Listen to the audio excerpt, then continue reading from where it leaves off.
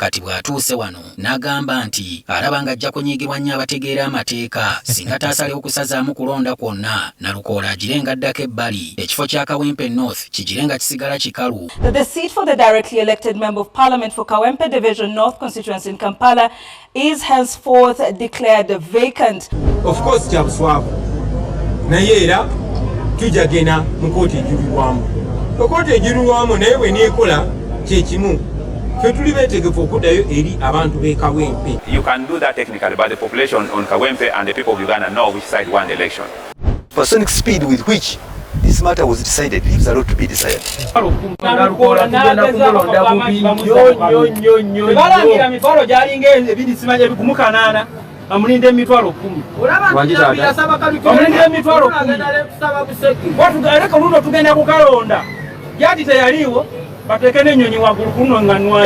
It is a message from the side of NRM to give themselves false comfort, but there will be no by-election.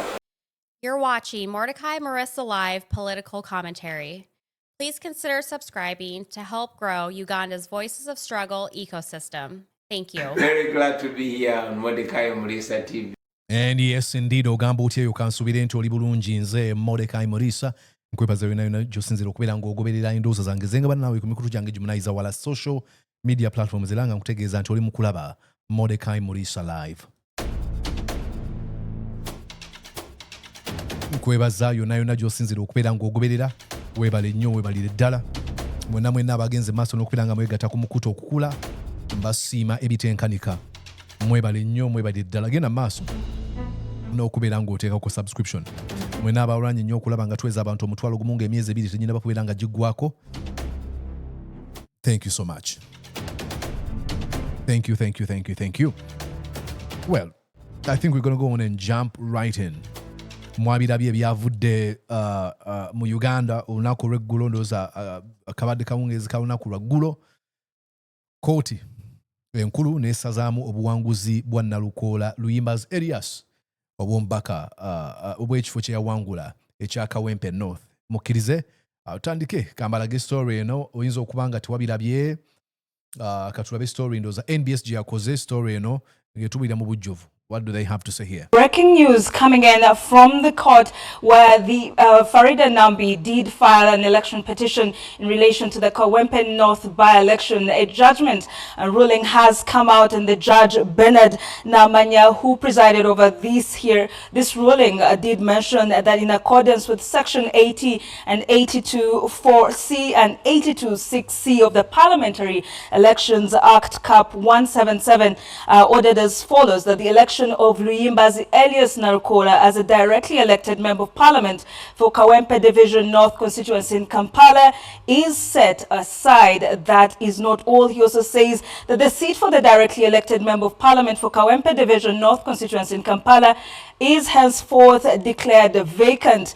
The Electoral Commission has been ordered to conduct a fresh election for the directly elected Member of Parliament for Kawempe Division North constituency in Kampala District. He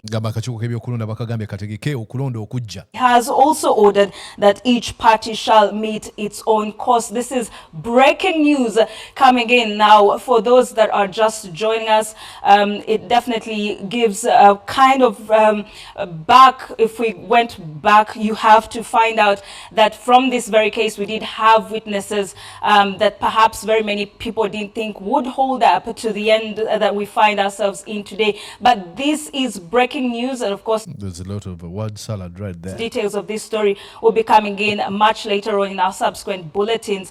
Now, amazing. Thank you so much. If you're watching this channel, if you've been watching this channel, chino techigenda kubeera nga kikwewuunyisa. Those I think NTV yakoze story eno katugende maaso n'okubeera nga tuuliza story eyakoleddwa NTV mu kulambulula ebyo byonna ebyavudde mu nteekateeka zino eno. Right, okay, let's go here. Those tuongezeeko ka speed okulaba nga tukwata obudde. mu budde obw'ettuntu omulamuzi wa kkooti enkulu Bernard Namanya abadde awulira omusango Faridah Nambi wa NRM gwe yawaaba ng'awakanya obuwanguzi bwa Erias Luyimbaazi Nalukoola mu kulonda kw'okuddibwamu okwali mu Kawempe North kyaddaaki awadde ensala ye. Ono ng'asinziira ku bujulizi obwaleetebwa enjuyi zombi akizudde nga ddala kituufu. Nalukoola ono wadde yeegaana naye yenyigira mu kumenya akawaayiro namba 10 ak'etteeka eriruŋŋamya okulonda kw'ababaka ba paalamenti Parliamentary Election Act bwe yasalawo okufuuka kasobeza n'akola kakuyege ku lunaku lw'okulonda lwennyini. Mbu obujulizi obwaleetebwa of course bw'oba olaba channel eno ojjukira twa reporting ebyava mu kkooti baali bagamba mbu yatuuka n'agamba mulonde amaanyi g'abantu ne bagamba obujulizi mwabo bwe baleeta tebwalimu nsa.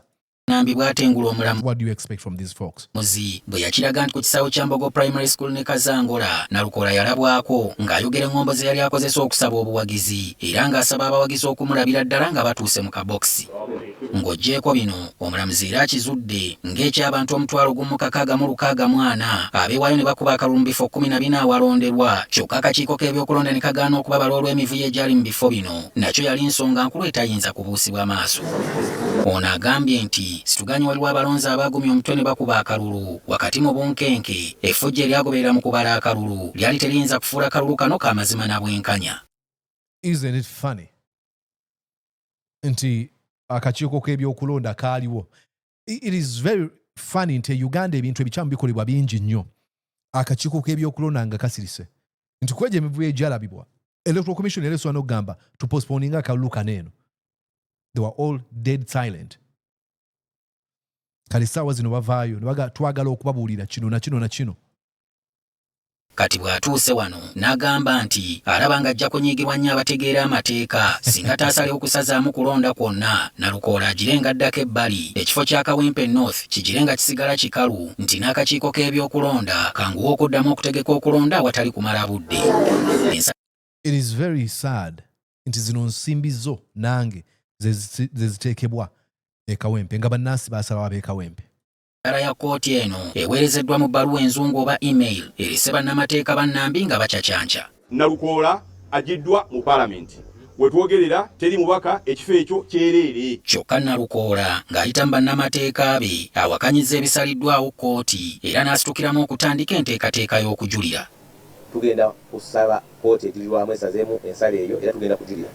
Tusabe kkooti ejulirwamu eddeme ewulire omusango ogwo yeekenneenye obujulizi bwatwateeka mu kkooti bwe tulowooza nti omulamuzi tabwekenneenyezza. Okusinziira ku bano kkooti tesoose kwekenneenya misango gyekuusa ku byokulonda bano gye baajuliza wabula n'ewabuwe ekyenkomeredde. Ensonga ze zimu bwe twaziteeka mu kkooti bakuwola ffe twali tuwaaba kkooti yatugamba toyinza kutunuulya balonzi bonna olw'ensonga z'emmenye temuyinza kulonda 100%. Uganda batudde wali enkoko z'emabega ziri mu kweriira kamere.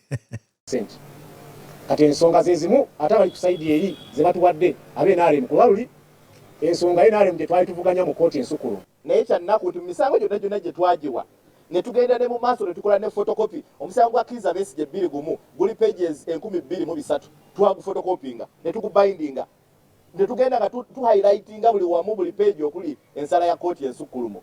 Ne tugenda mama Kizza Besigye 2006 nayo ne tugi-highlightinga page 108 ne tugenda mama Mbabazi page 12,000 byonna byonna nga tubiwa omulamuzi n'emisango emirala gya Sarah Opendi n'emirala naye mu nsala yonna talina musango n'ogumu kugye twamuwa gwakwotinzeeko. Era balumiriza okitegedde nti obujulizi bwonna ne information eyandibadde muyamba okumuwabula oba okumugaidinga okumulungamya okuwa ensala eyeetengeredde byonna talina byafuddeko. Omanyi lwaki?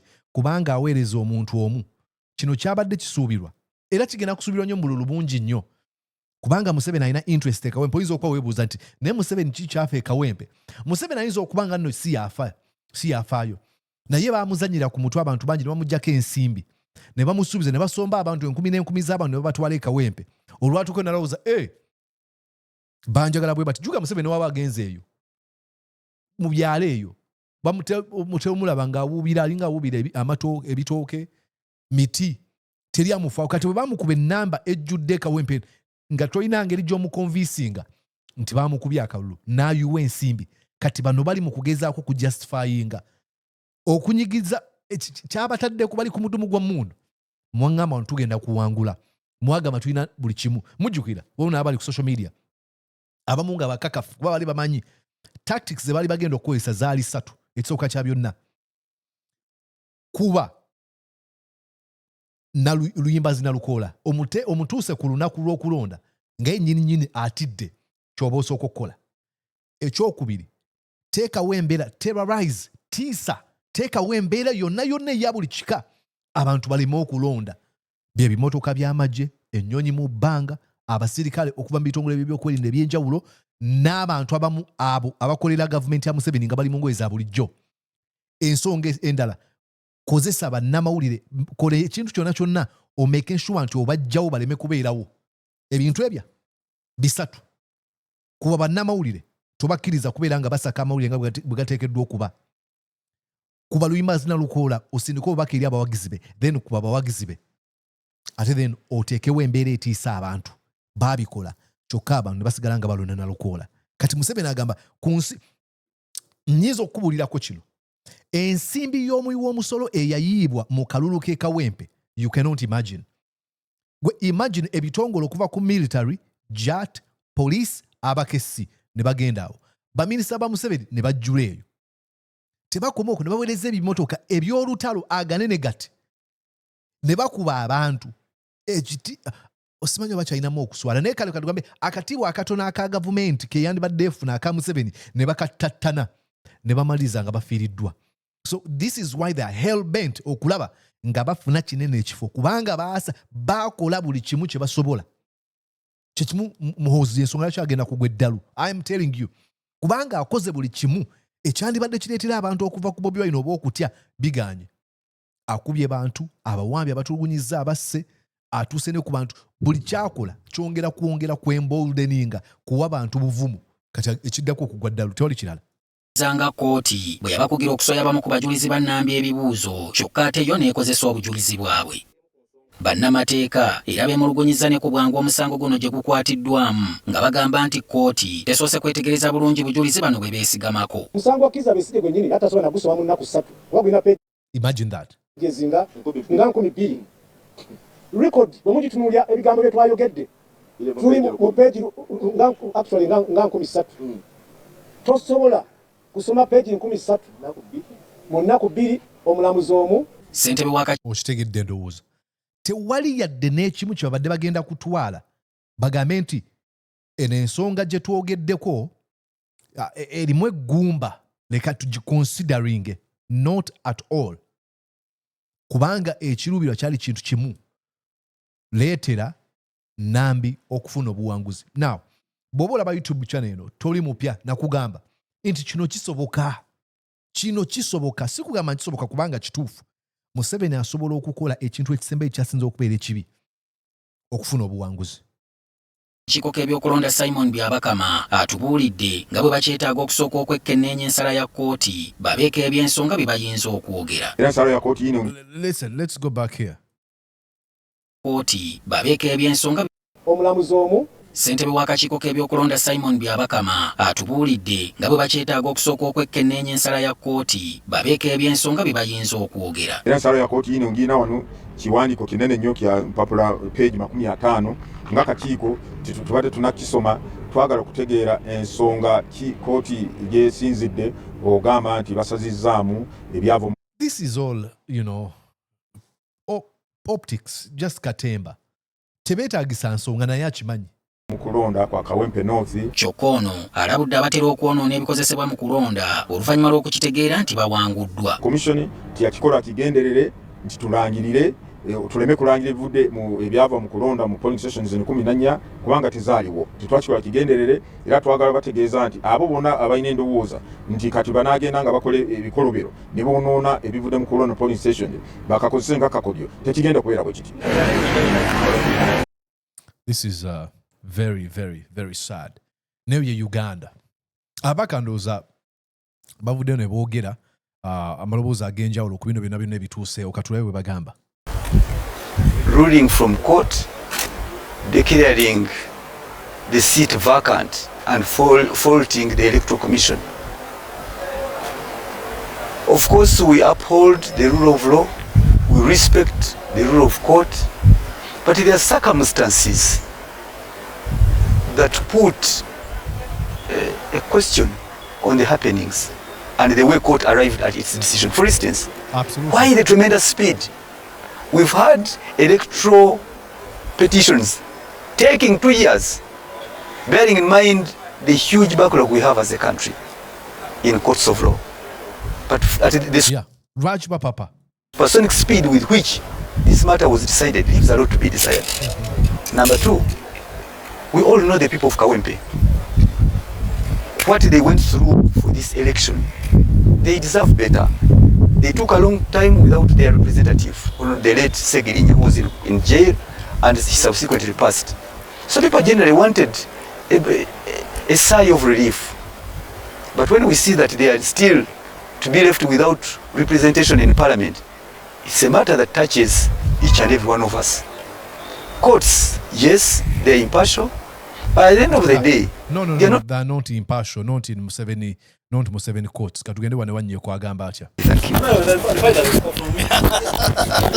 The state which is in charge of elections, the Electoral Commission that is in charge of elections, the security that was in charge of elections that ended up victimizing even us. I was a candidate of the violence of the Kawempe by-elections, where JAT brutally arrested us and dropped us in drones and then drove us around, and then after a few hours we were dropped at Kawempe police station.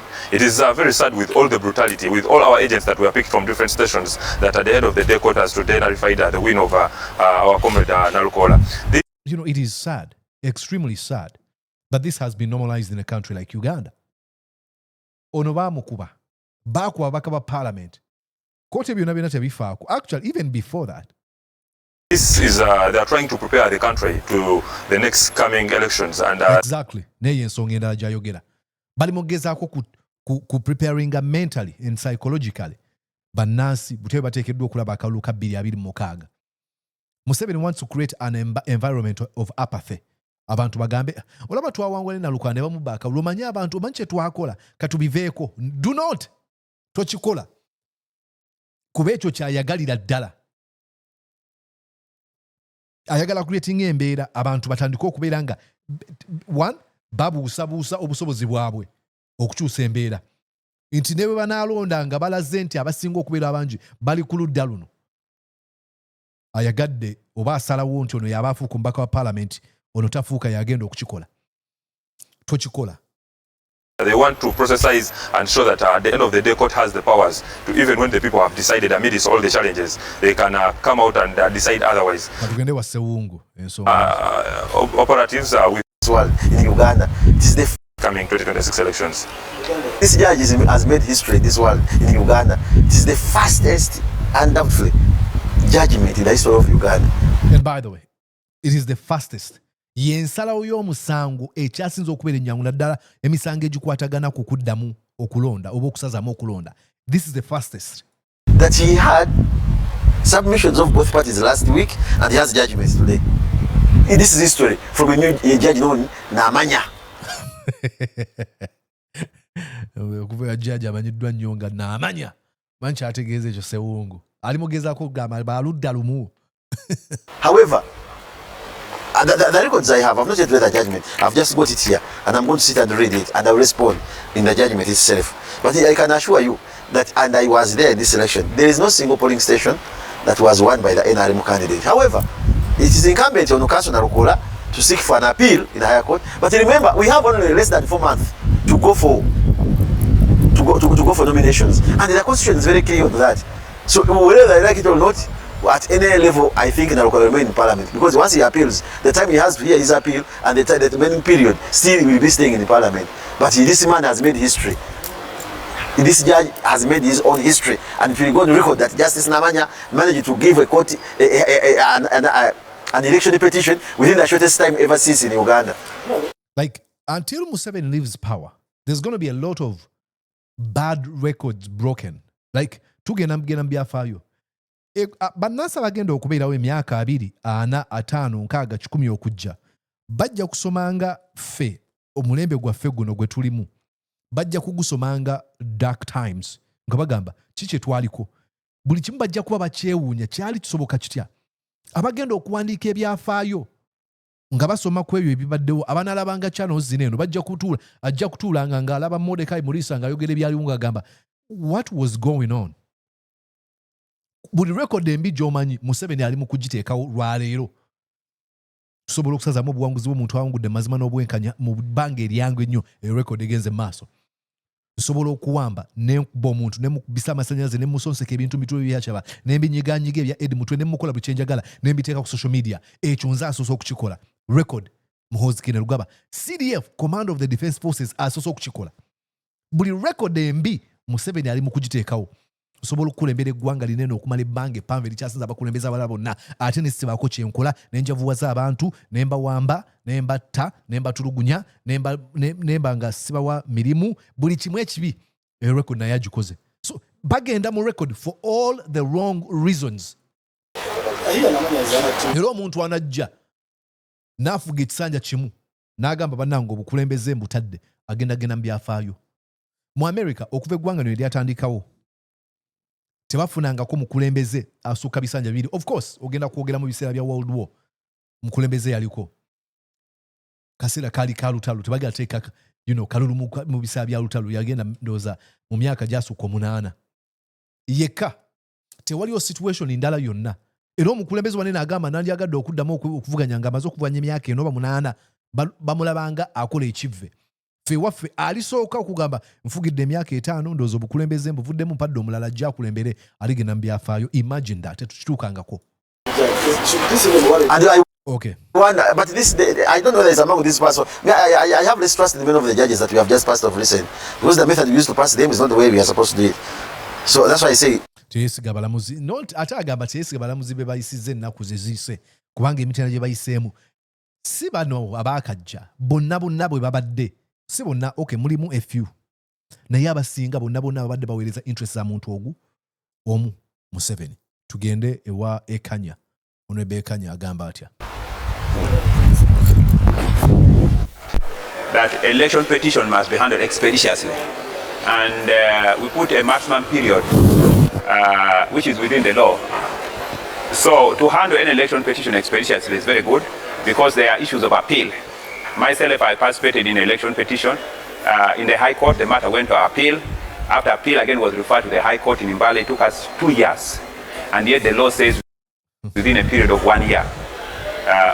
Okujirira kuono kwamala emyaka 2 n'okwadise mateeka agamba omwaka gumu nawe no ye mu weeks 2 amba wadde less like the presidential petitions handled within a very short period of time.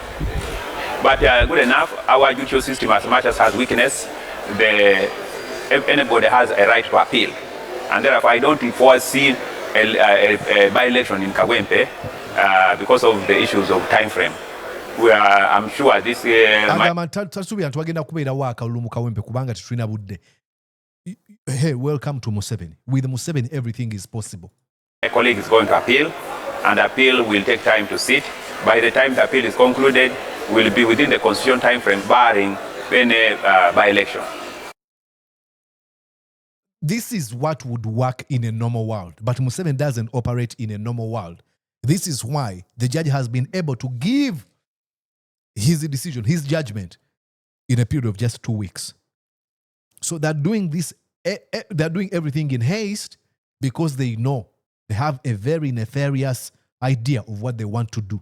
They want to have Faridah Nambi as member of parliament for that region, for that constituency. This ruling is basically, for the side of the NRM, is meant to please the voters of Kawempe that they were rigged out. So to embolden them, to strengthen them, and to demoralize the... There's no voters in Kawempe over the NRM. Okay, I shouldn't say there isn't, but there's like an iota, minute, zero compared. On average, there's zero. Even a few of them who voted for Nambi were paid off. And others, they were as a result of cheating. Sigama abalonzi b'Kawempe bagezaako kubawa aba NRM. There's nothing. NUP supporters and opposition supporters that they rigged the election. But you can do that technically, but the population on Kawempe and the people of Uganda know which side won the election. And therefore, it is a message from the side of NRM to give themselves false comfort, but there will be no by-election. Thank you. What does this Ntimusobola okwebugumya ne mwewa essuubi ne mwegumya ne tegenda kubeerawo kuddamu kulonda ekanya bw'agamba. So look, that shows one, the judicial has set good record. Ayogera ku speed gye batutte okubeera nga bawa ensalawo eno. Of course no. Naye Bobi Wine naye yennyini yayogedde ku bino byonna yagambye atya. Nomination Museveni asindika abatuuze be abajjaati ne bakola bwe kikolobero naye amaanyi g'abantu ne gawangula. Olunaku lw'okumulangirira kyatwala kuteekawo pressure, kuteekawo mbeera baleke bamulangirire newankubadde yali awangudde ku polling stations. Tekyakomaawo n'okumugazeetinga mu gazeeti y'eggwanga nakyo kyalwawo, n'okumulayiza obulayiza bamulayiza mu office kubanga bonna baali batya Museveni. Naye nga twabagamba Museveni akubika era twamukuba akalulu. So ekyo kyaluma nnyo Museveni kuba yali ataddemu ssente nnyingi nnyo ez'omuwa omusolo ng'ataddemu biliyoni nnyingi nnyo buli kalulusi kumpi akaguze kakadde naye ne tumuwangula. Ekyo ne kimuluma nnyo n'alagira aba NRM batwale omusango mu kooti newankubadde temwalimu omusango gwe baatwala. Ekitabangawo emisango mingi nnyo ebyo ebyokulonda egivuddewo okusalibwa. Naye kuno batwala eddakiika akaseera katono nnyo ne bagusala mu bumenyi mu bukyamu ne basazaamu okulondebwa kwa Honorable Nalukoola. Of course kya buswavu naye era tujagena mu kooti ejulirwamu. Kooti ejulirwamu naye bwe neekola kye kimu ffe tuli beetegefu okuddayo eri abantu b'e Kawempe. Kuba abagoba Museveni omulundi ogwasooka n'ogwokubiri n'ogwokusatu n'ogw'ekikumi bajja kuddamu bamugobe era badde balonde Honorable Nalukoola.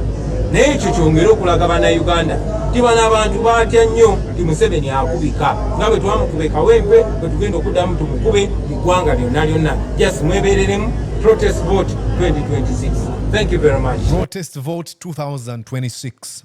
Alina kintu kyasinza okukola oba kyasinza osimbako essira bagende mu kalulu bakategeke.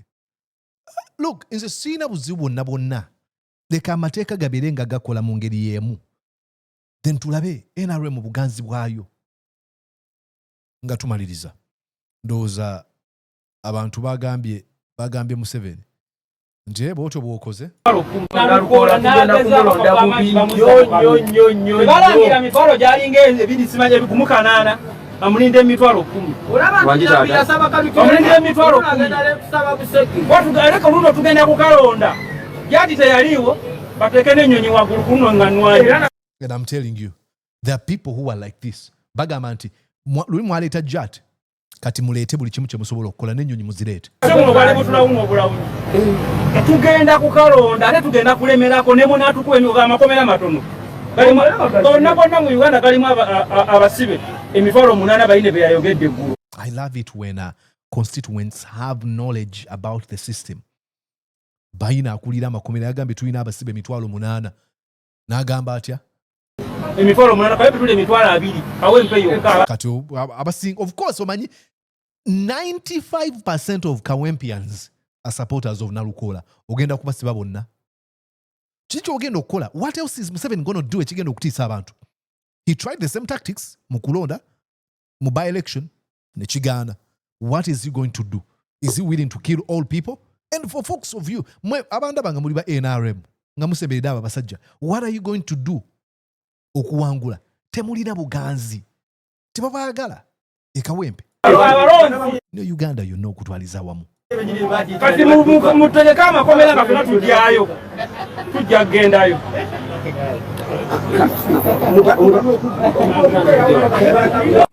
Brilliant. Ate bavuzi ba boda nga bakulaze ne bali brilliant, bamanyi ebigenda maaso mu Uganda. Kati wosangira omuntu munna Uganda nse ebyofuzi nabivaako banna ebyofuzi. Ebyofuzi byebiriwa? Ebyofuzi byebiriwa gwe byoyita ebyobufuzi byebiriwa? So what does this mean? Nga maliriza kano ka clip kasalemu okateeke ku mukutu gwo. Museveni nga bwe nnyonnyodde mabega, Museveni yajjayo enkola 3 ze yali amanyi zagenda okukozesa afune obuwanguzi e Kawempe. enkola esooka lemesa bannamawulire okusaka amawulire nga bwe biri balemese bwe kiba kisoboka bamenye emigongo bakutule bakikola ekirala teekawo embeera etiisa bannakawempe okulemererwa okulonda ebimotoka by'amagye ennyonyi mu bbanga bambega teekawo eyo embeera kyokka eyo embeera bw'omala okugiteeka kubanga egenda kutiisa abantu bw'etakola ky'oba ogenda okuddako teeka obulamu bwa kandidate yennyini mu matigga bitiise n'abalonzi bennyini ntolaba bakikoza ababaka ba paalamenti kuba bakwata meeya Walukagga ne bakwata Derek Nyeko ne bakwata Honorable Mwadanku Nyingi ne bakwata Luyimbaazi Nalukoola ne bamusika ku piki. Create that image, create an environment kuba leeta ebitongole by'amagye by'ebyokwerinda ba abantu eyo environment naye kisobola okukola make sure nti ebifaananyi by'okuba Nalukoola birabika byonna yabikola bannakawempe ne bagamba tujja kulonda Nalukoola. So this is why Kasaka ketodde mwami Museveni tekalina ngeri ya kumunnyonnyola nti twabba obululu twakuba abantu twagongobaza abantu twabakola buli kimu ne balemesa omanye ebyaliwo byonna twagala kubiddamu naye byonna twabikola tetwafuna buwanguzi. How do you fix this? Is by continuing to gaslight people. Njagala bwe kuba kuddayo kulonda njagala tugendeyo. And I can guarantee you Nalukoola agenda kuddamu awangule. Kati oyinza okupunda bangu ogamba naye bw'awangula era ne batamutwala mu parliament absolutely kisoboka. What is new? Abawangudde mu lujjudde lw'abantu mu bantu in the court of public opinion? No.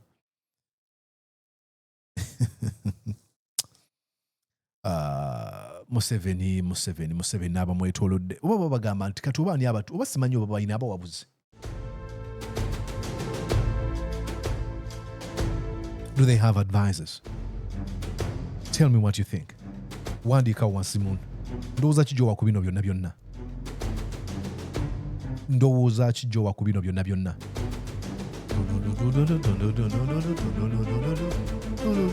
Kagamba Nalukoola Erias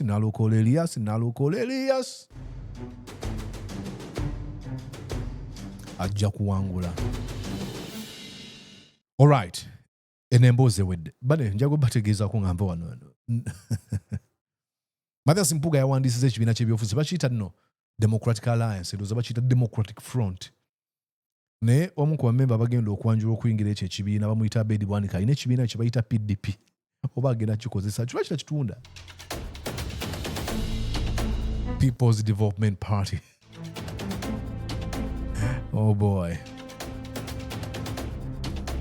Oba tunakola story ndoza katukole story ya gundi so tujja zikola tukole story ya mwami Museveni mbu yeetondedde banna Uganda n'okusingira ddala Abaganda ebigambo asoma bisome talina kyategeeza yadde n'ekyo omanyi okwetonda okuli plastic now we want to apologize sajjoy. Anyways, teekako subscription teekako endowooza gabana n'emikwano gyo ebirala obirekere Mordecai Mulisa ow'ekitiibwa omuteeketeeke wali yagambye omuggalatiya tokyeyita kinsesemya baana mmwe ebitiibwa byonna byonna ndi mu kubyewa eby'abasajja abo ababiri omuggalatiya omuteeketeeke eyakuzibwa ibakolera ki Buganda gwe yakuza Mpuuga weeyagadde nkuwagaliza okubeera obulungi ate weeraba. Did you enjoy what you just watched? I'm sure they did. I'm going to guess that you did. How about you consider subscribing to Mordecai Marissa Live YouTube channel? Thank you.